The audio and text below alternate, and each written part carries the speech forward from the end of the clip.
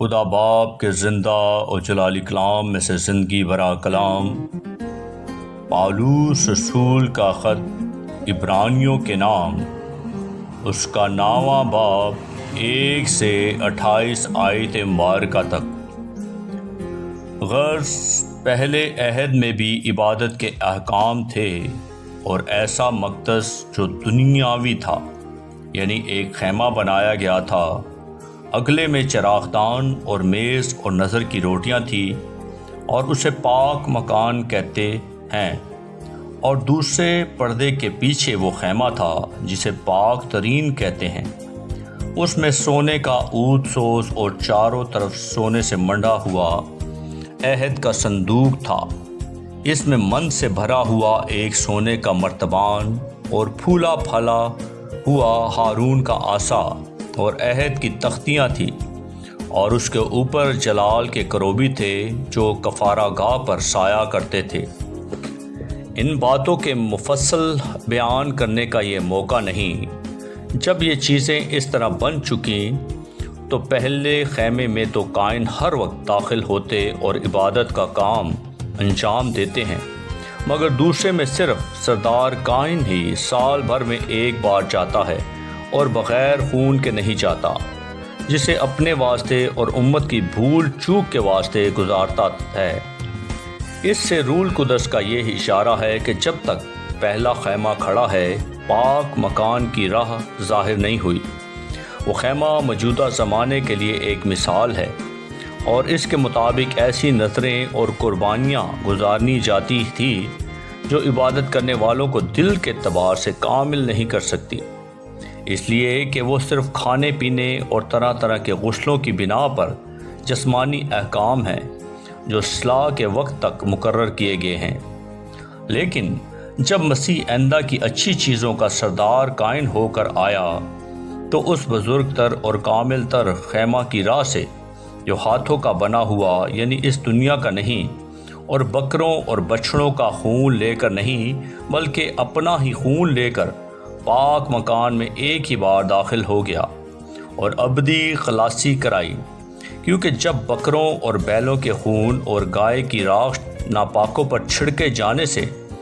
ظاہری پاکیزگی حاصل ہوتی ہے، تو مسیح کا خون جس نے اپنے آپ کو ازلی روح کے وسیلہ سے خدا کے سامنے بے عیب قربان کر دیا، تمہارے دلوں کو مردہ کاموں سے کیوں ناپاک کرے گا تاکہ زندہ خدا کی عبادت کریں۔ اور اسی سبب سے وہ نئے عہد کا درمیانی ہے، تاکہ اس موت کے وسیلہ سے جو پہلے عہد کے وقت قصوروں کی معافی کے لیے ہوئی ہے، بلائے ہوئے لوگ وعدے کے مطابق ابدی میراث کو حاصل کریں۔ کیونکہ جہاں وصیت ہے وہاں وصیت کرنے والے کی موت بھی ثابت ہونا ضرور ہے، اس لیے کہ وصیت موت کے بعد ہی جاری ہوتی ہے، اور جب تک وصیت کرنے والا زندہ رہتا ہے اس کا اجرا نہیں ہوتا۔ اسی لیے پہلا عہد بھی بغیر خون کے نہیں باندھا گیا۔ چنانچہ جب موسیٰ تمام امت کو شریعت کا ہر ایک حکم سنا چکا تو بچھڑوں اور بکروں کا خون لے کر پانی اور لال اون اور زوفا کے ساتھ اس کتاب اور تمام امت پر چھڑک دیا، اور کہا کہ یہ اس عہد کا خون ہے جس کا حکم خدا نے تمہارے لیے دیا ہے۔ اور اسی طرح اس نے خیمہ اور عبادت کی تمام چیزوں پر خون چھڑکا، اور تقریباً سب چیزیں شریعت کے مطابق خون سے پاک کی جاتی ہیں،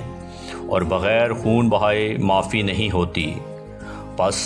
ضرور تھا کہ آسمانی چیزوں کی نقلیں تو ان کے وسیلہ سے پاک کی جائیں، مگر خود آسمانی چیزیں ان سے بہتر قربانیوں کے وسیلہ سے، کیونکہ مسیح اس ہاتھ کے بنائے ہوئے پاک مکان میں داخل نہیں ہوا جو حقیقی پاک مکان کا نمونہ ہے، بلکہ آسمان ہی میں داخل ہوا تاکہ اب خدا کے روبرو ہماری خاطر حاضر ہو۔ یہ نہیں کہ وہ اپنے آپ کو بار بار قربان کرے، جس طرح سردار کائن پاک مکان میں ہر سال دوسرے کا خون لے کر جاتا ہے، ورنہ بنائے عالم سے لے کر اس کو بار بار دکھ اٹھانا ضرور ہوتا، مگر اب زمانوں کے آخر میں ایک بار ظاہر ہوا تاکہ اپنے آپ کو قربان کرنے سے گناہ کو مٹا دے۔ اور جس طرح آدمیوں کے لیے ایک بار مرنا اور اس کے بعد عدالت کا ہونا مقرر ہے، اسی طرح مسیح بھی ایک بار بہت لوگوں کے گناہ اٹھانے کے لیے قربان ہو کر دوسری بار بغیر گناہ کے نجات کے لیے ان کو دکھائی دے گا جو اس کی راہ دیکھتے ہیں۔ آمین۔ پاک کلام کے پڑھے اور سنے جانے پر خدا ان کی برکت ہو، خدا ان کا شکر ہو۔ آمین۔ اس زندہ اور جلالی کلام کو زیادہ سے زیادہ شیئر کریں تاکہ لوگ سن کر برکت پائیں۔ آمین۔